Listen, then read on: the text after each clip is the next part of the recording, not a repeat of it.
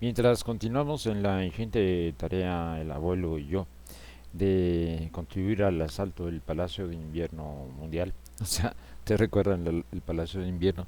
Era la, era la residencia del zar en la Unión Soviética cuando, en la URSS, en Rusia, perdón, cuando el asalto de la Revolución de Octubre de 1917.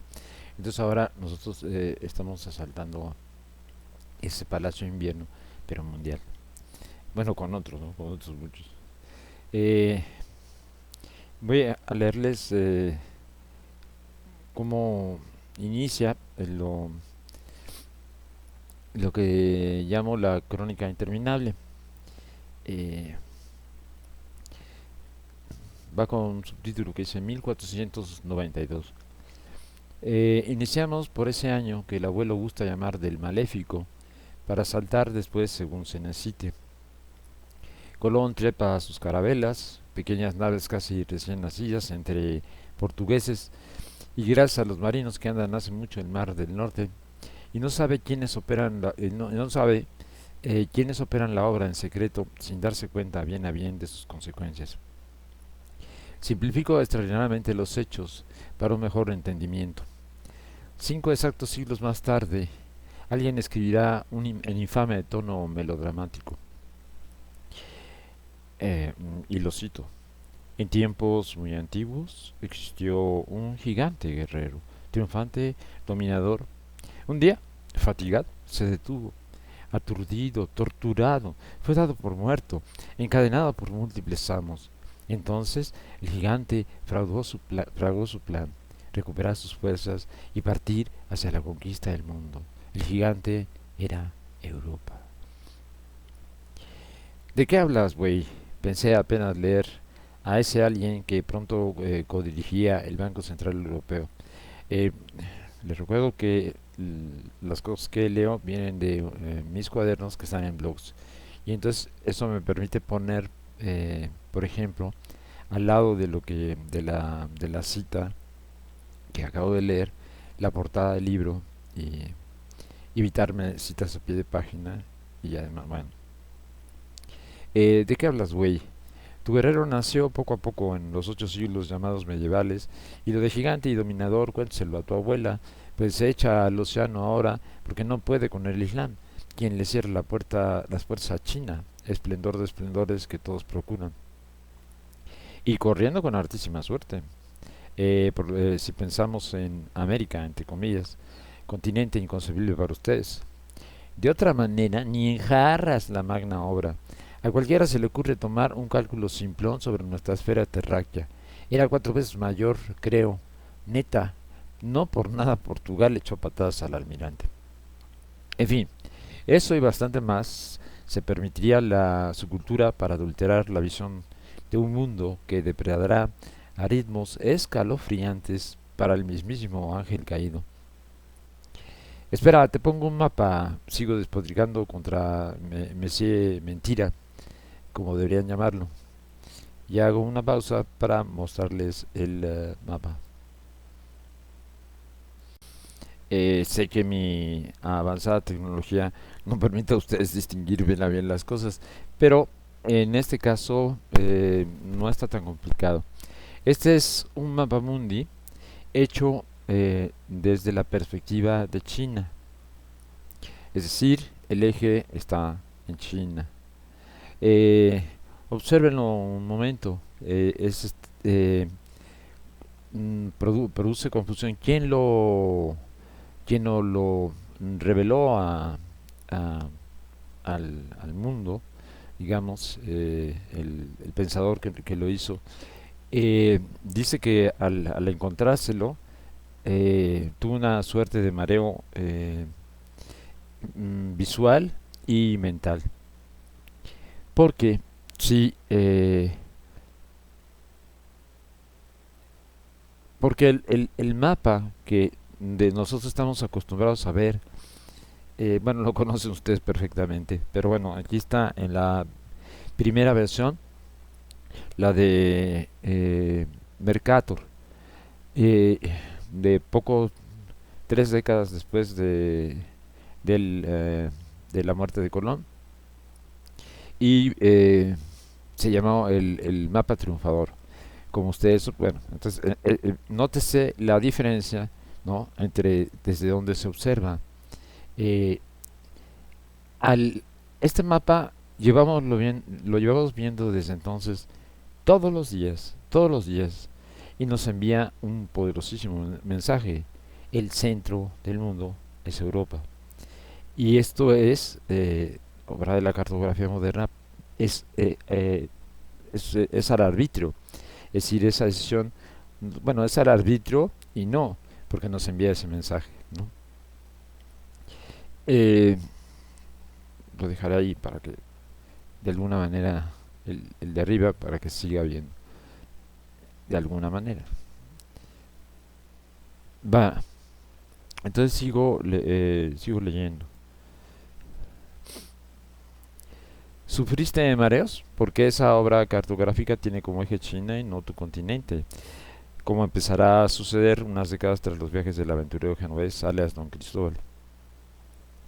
Menudo truco, desde ese momento y sin faltar minutos, susurran al planeta, el centro de la Tierra somos nosotros. Mm, La, la crónica interminable, eh, les conté ya, es, es parte del último viaje que hacemos el abuelo y yo en dirección al pasado y al presente. Al pasado para encontrar el proceso que nos condujo hasta aquí. Eh, Llegamos ya hasta el año 15.000 antes de la era cristiana, pero nuestro real conocimiento, eh, después de 8 años de estar, de dedicarme a eso, está en torno, en los siglos alrededor de estos viajes de Colón y de los portugueses.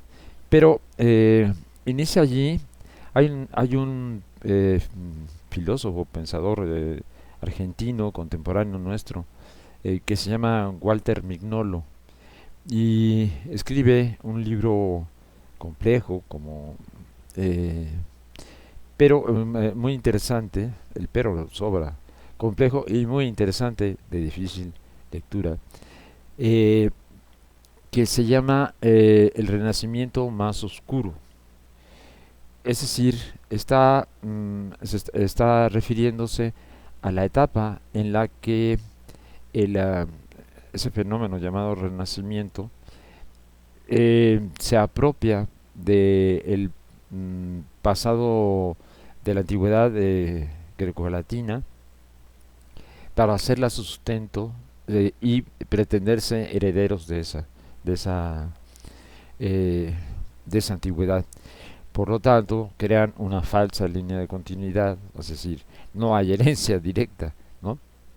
Y este es el guerrero que Atalí, el tipo al que le eché unos gargajos ahí, eh, quiere encontrar, es decir, allí el guerrero, según él está en Roma, y antes, bueno, tenía esas bases sólidas, bases puestas por los griegos, y luego había decaído, bueno, nada que ver, ¿no? O sea, son que devenga, eh, entre otras, de ese mundo es distinto.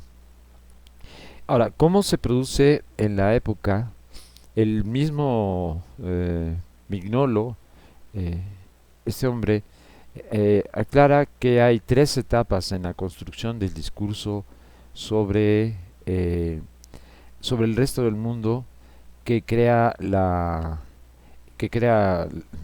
cultura europea, la cultura occidental, llamada occidental, a partir de ese momento más o menos. Y la primera etapa es una larga etapa que va a cubrir sobre todo la conquista por españoles y portugueses, eh, pero fundamentalmente la española en América, que es el gran acontecimiento. Si no existiera América, si no cabía había ya una noción para los tiempos de Colón. Se había ido desarrollando una noción, o varias nociones, pero bueno, era sobre el planeta. Desde luego, cualquiera más o menos ilustrado sabía que la Tierra era redonda, eh, y se habían hecho cálculos, había cálculos diversos, ¿no? Y, y alguno de ellos era muy aproximado al real. Colón tomó el más a modo para sus cálculos, ¿no? Que era, eh, creo que una tercera parte o así de lo que era el que calculaba una esfera más amplia. Si recuerdan, Colón estuvo a punto de sufrir un levantamiento de su tripulación porque no veían tierra cuando aparecieron las Antillas, ¿no? Y aquello lo salvó. Si América no hubiera existido, si bueno, supongamos que encuentran unas islas, y detrás no hay nada, pero ni por qué unas islas, no tendría por qué haber nada allí. Era imposible esa obra, la obra de Colón o de cualquiera que en la época se hubiera decidido a ello. Quiero decir, eh, cualquiera, perdón, cualquiera, ¿no? Eh, Aunque la navegación del conjunto de Europa, y esta noción del conjunto de Europa sigue siendo algo en formación, ¿no?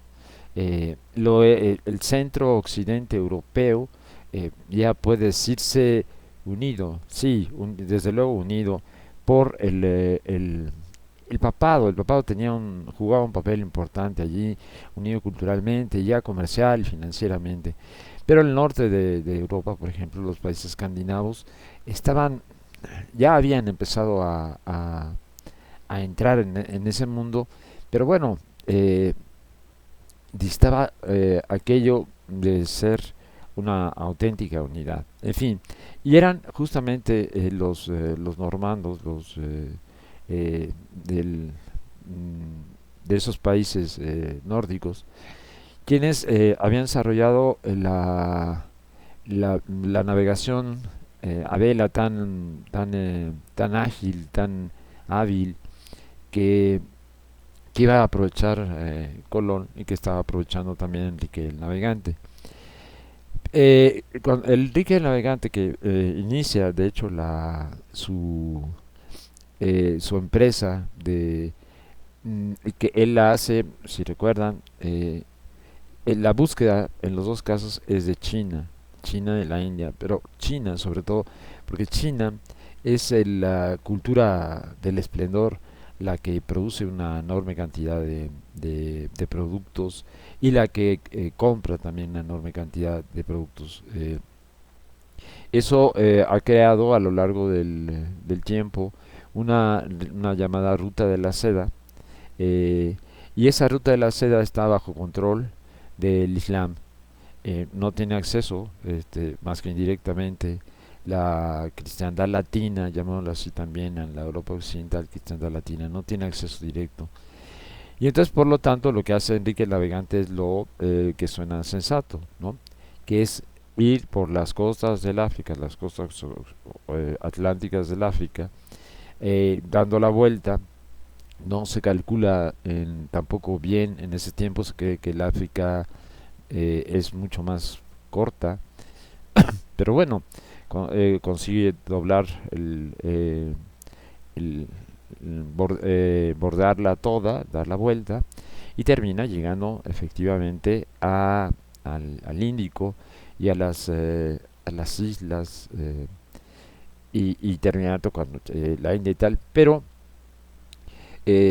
no, esa empresa no empezará a concretarse realmente hasta el siglo XIX. O sea, hablando estamos en 1492 o el mapa en 1530 y tantos.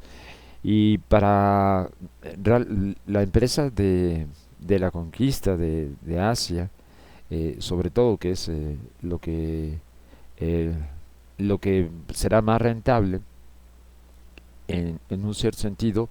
eh, faltarían, sí, eh, faltaron en términos reales casi 3 siglos, ¿no? 3 siglos, sin casi 3 siglos.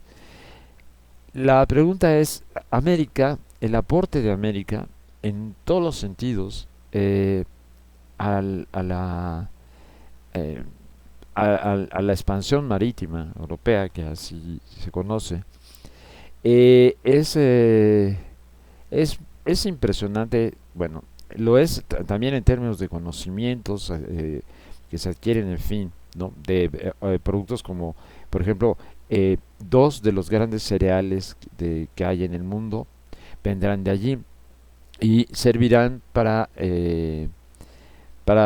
sanar el hambre de regiones europeas, sobre todo quitando el Mediterráneo. Podrán vivir momentos de esplendor en términos alimenticios. eh, las otras zonas, gracias al maíz y la papa. Y luego inventarán inventarán los europeos que el maíz jamás se comió, que fue dada solo a los animales, que era alimento para los animales. Y esta mentira, bueno, hay un libro muy bueno de Arturo Barman que se llama Maíz, la historia de un bastardo, que muestra que es absolutamente mentira, ¿no? Porque el maíz es un producto de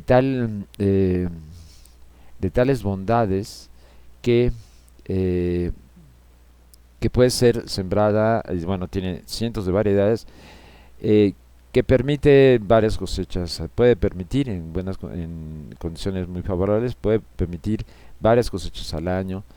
Y es como todos los cereales, el maíz, está, mm, es una formación, es producto de la biogenética, pues, ¿no? A lo largo de los siglos o milenios. Y si uno observa quedan por ahí, al maíz original, es es una mazorca distinta a la que conocemos, de este tamaño aproximadamente, ¿no? Y los mesoamericanos, la civilización mesoamericana, la desarrolló para que fuera lo que es hoy.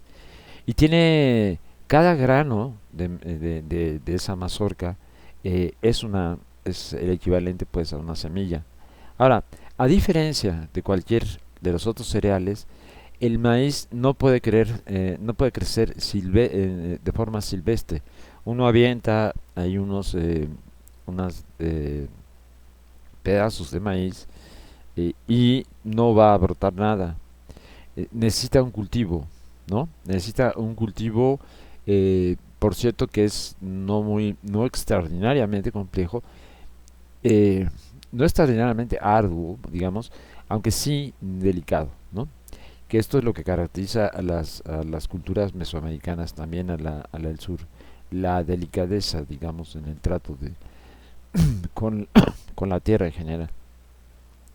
Entonces, es tan, es tan generoso el maíz, es tan sus capacidades múltiples, nutritivas y para otras cosas, es tal que en el momento que Barman escribió eso, en los años 80, el 90% de los productos estadounidenses tenía de alguna forma maíz. Y también para conservantes, etcétera. Pero como sabemos, el gran productor de maíz en el mundo es Estados Unidos. Y la cultura estadounidense se basó en el maíz, no por nada los cornflakes y compañía, ¿no? Es decir, ellos tomaron incluso las formas que naciones nómadas naciones no nómadas, naciones de los Estados Unidos, de Norteamérica, de la costa, sobre todo de la costa atlántica, Norteamérica, el cómo producían sus panes, por llamarlos así, de maíz, ¿no? Y fue la principal contribución que se hizo a esa cultura. La negación es tal que de la importancia del maíz, o sea, de la importancia del maíz en términos históricos, es tal que se celebra el Día de Acción de Gracias, sabemos, ¿no? En Estados Unidos, recordando la entrega por esas comunidades indígenas cercanas por la zona de Nueva Inglaterra, creo, o sea, al norte de la costa este de los Estados Unidos. a los indígenas se entregan, hacen el regalo de unos pavos, de unos guajolotes, digamos, ¿no? Pavos.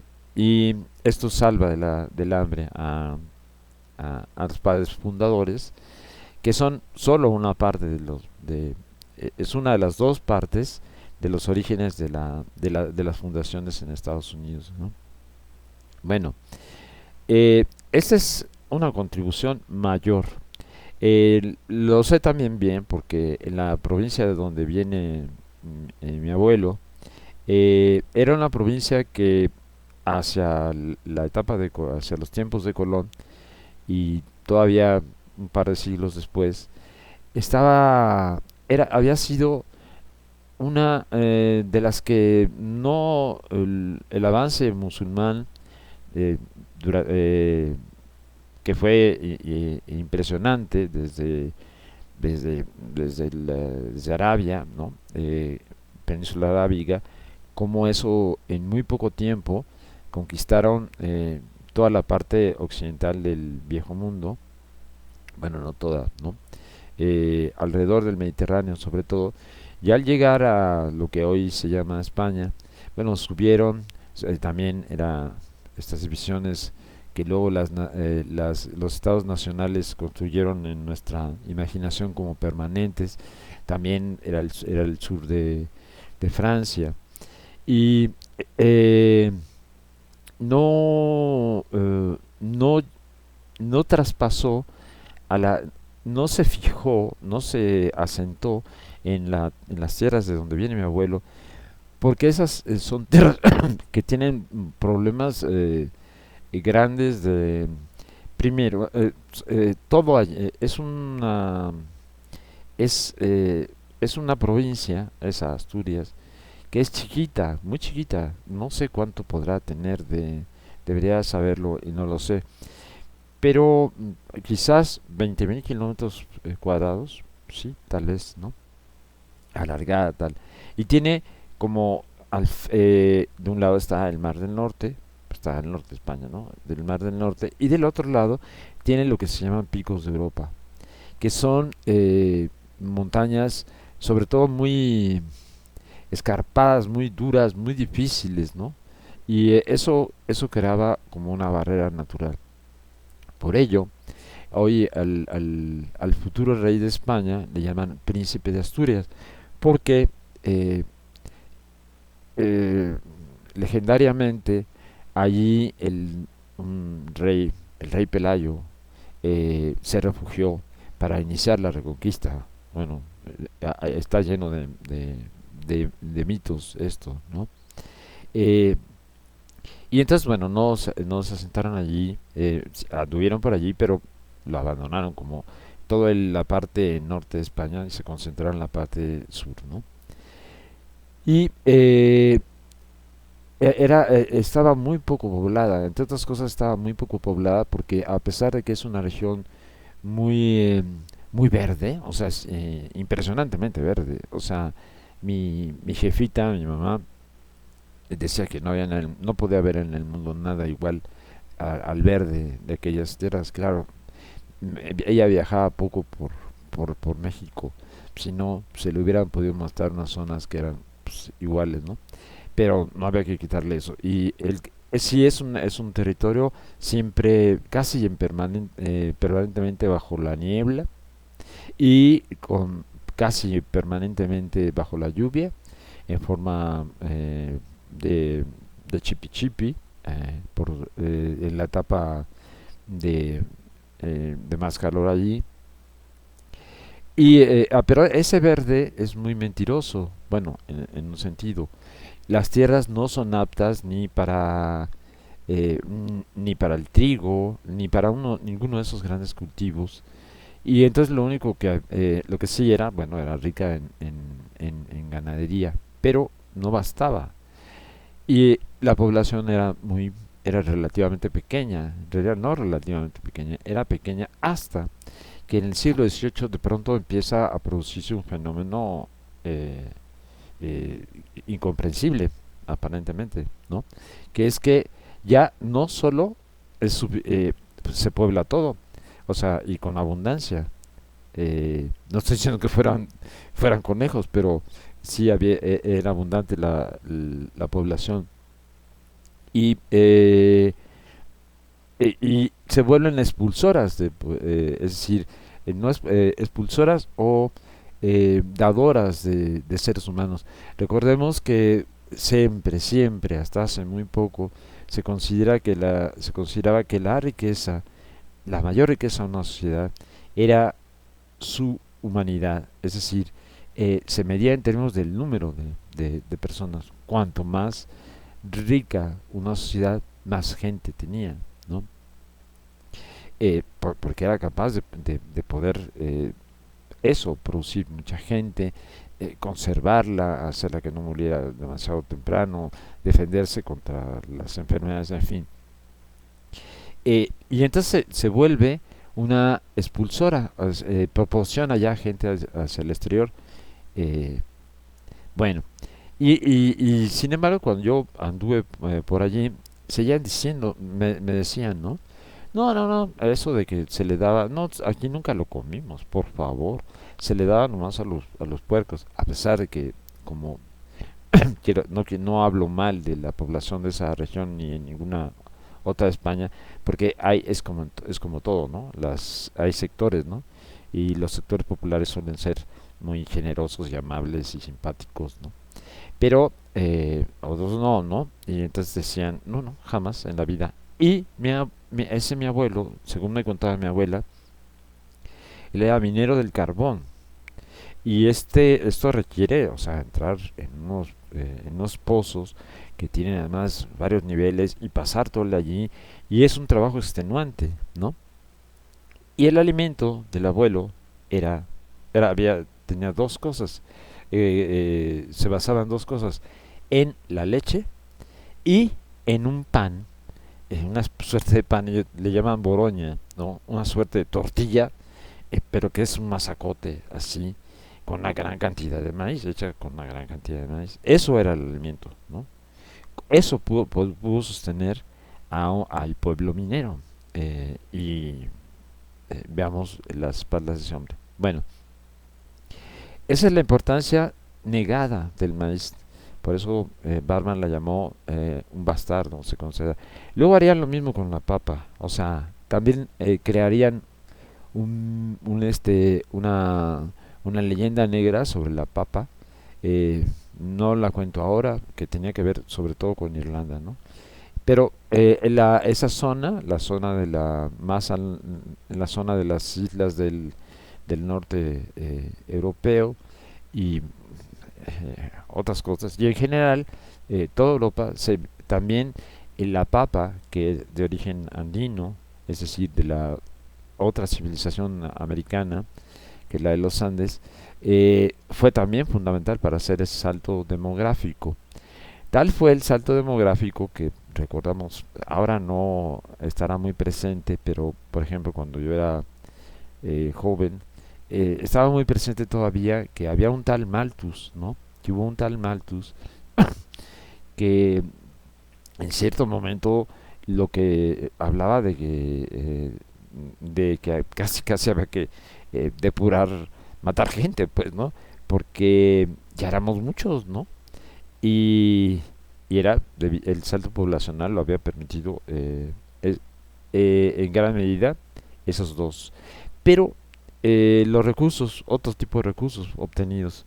Hay un grupo de historiadores estadounidenses, se llama, es una corriente, se llama la Escuela de Berkeley, que hace buen rato eh, dio, hizo investigaciones que son confiables y que por más que puedan equivocarse un poco para bien o para arriba o por abajo, hacia arriba o hacia abajo, estableció que lo tomado de por los conquistadores de durante el primer siglo solo en Mesoamérica, o solo, bueno, en la Nueva España, era el equivalente a lo que se invirtió durante la Revolución Industrial. De esas dimensiones estamos hablando. Entonces, si Europa no existe América, los europeos, bueno, no hubieran, el viaje a China habría sido casi imposible, ¿no? O sea, y además no hubiera podido sostenerse, podría haberse hecho viajes, ¿no? Pero ¿cómo se sostenía eso? Y para que por la costa occidental, lo que hacían los portugueses, llegar al Índico y así al Asia, eh, y topar con China, que finalmente era lo que importaba la India y China, si les tomó 3 siglos, fue porque tenía detrás, ¿no?, eso que había extraído y que seguía extrayendo de América. La obra es imposible, pues, sin América. Y bueno, y es un azar, ¿no? Eh, no es inconcebible.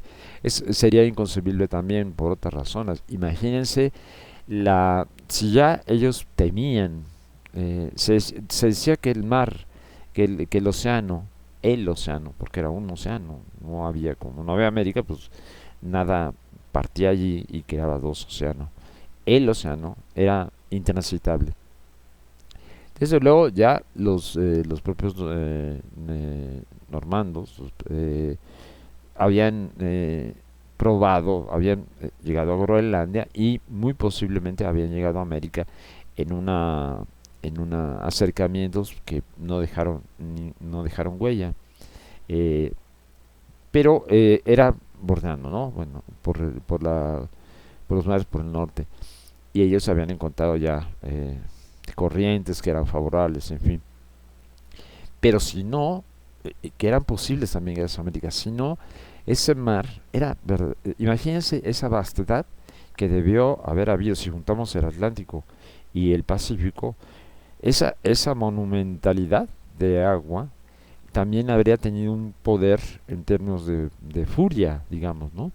Eso, es más, creo que si hubieran sido sensatos, y me extraña, porque hubo grandes pensadores en la región mediterránea desde la antigüedad, que no imaginaban que si los cálculos se aproximaban, esa vastedad entonces un solo océano y no los dos juntos, y atemperados por la existencia de América, habría inundado todo el viejo continente, ¿no? Eh, ¿Quién se resistía a eso? Imagínense cómo habría llegado ese océano hasta el Índico y bueno, el impulso que había tenido.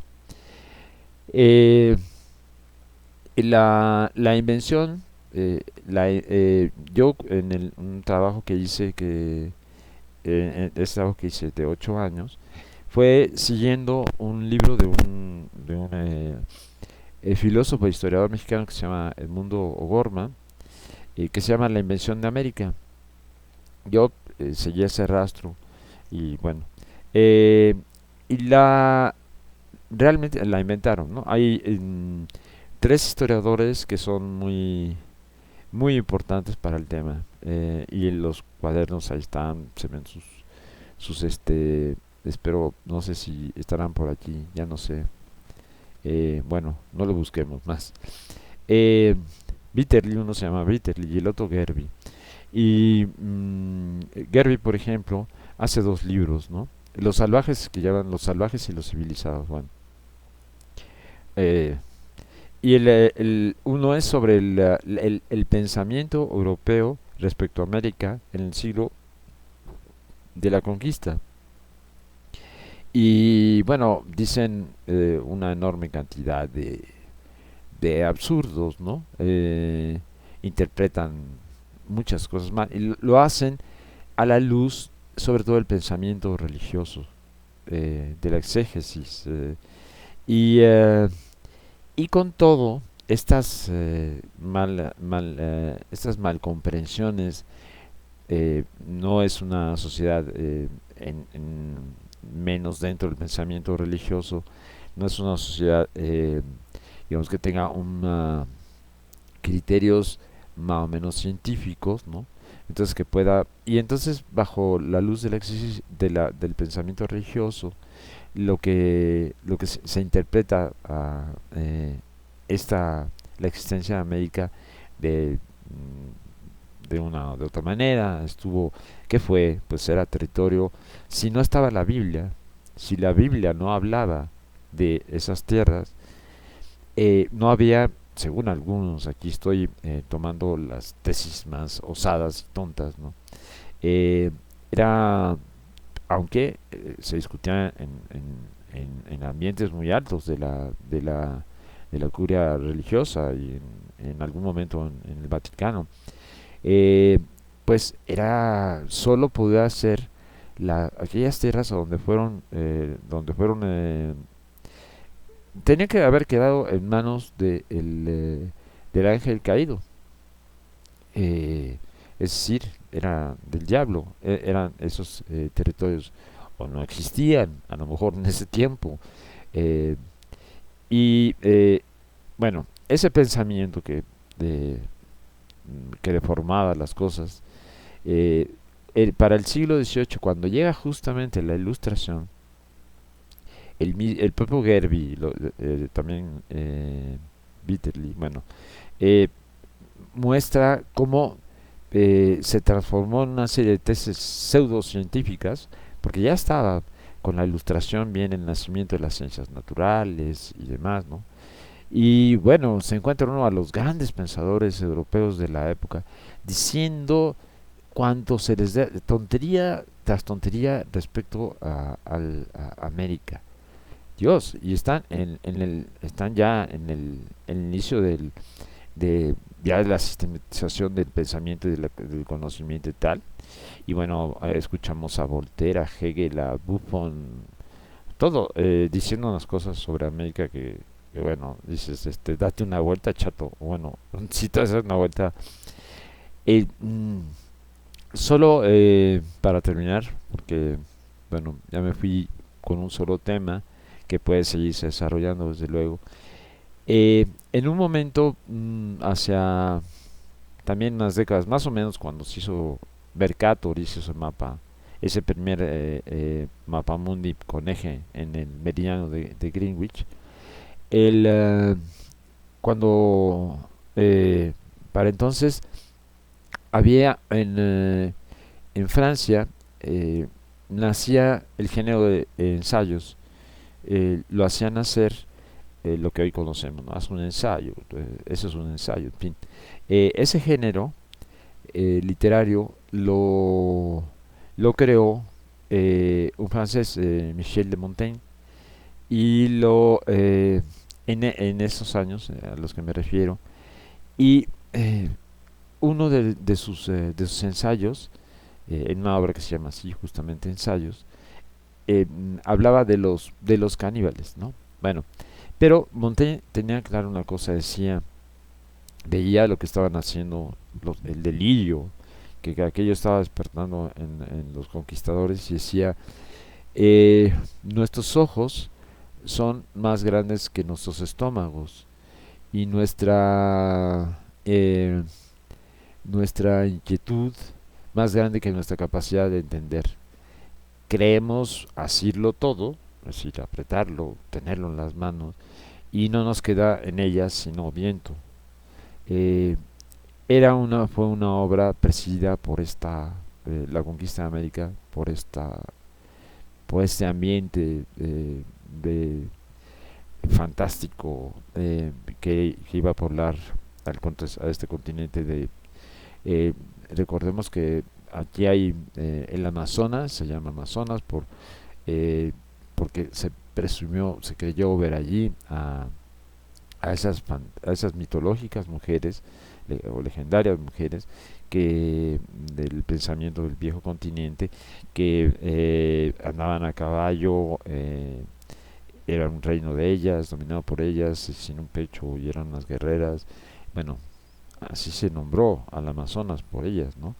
Y nombrarían muchas cosas, harían muchas cosas semejantes en una en algo que está relacionado con las novelas de caballería, pero ese es un tema a tratar. Es decir, ese es el momento de la conquista, curiosamente, de América, del encuentro y conquista de América, es el de esas novelas de caballería que 100 años después, cuando ya nadie leía, Don Quijote se las seguía tragando, ¿no? Y que lo enloquecieron.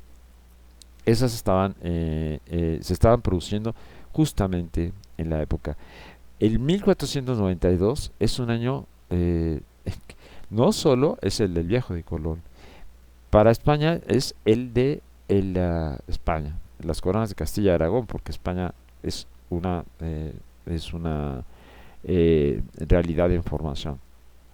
Es el de la imprenta, es ni más ni menos, ¿no? Y las novelas, y el auge, el desarrollo de las novelas de caballería, que eran como una deformación pobre de las novelas de caballería, digamos, de los caballeros andantes medievales, ¿no? Y bueno, y tenían que ver, influyeron aparentemente mucho. Bueno, particularmente un historiador que se dedica a probarlo, la influencia que tuvieron en los conquistadores. Y también creo que la conquista, y eso no está estudiado, obró en las novelas de caballería. Porque lo que llama muchísimo la atención es la pobre presencia de un fenómeno de las dimensiones de América, no hubiera pasado a la literatura española prácticamente de esa época, que además es del siglo XVI. En cuanto a qué renacimiento, ¿cuál es el renacimiento más oscuro? Por renacimiento más oscuro quiere decir, Mignolo está buscando que procedió a, a, a tratar de expropiarse el pasado grecolatino, a sentirse continuación de él y a crear los lenguajes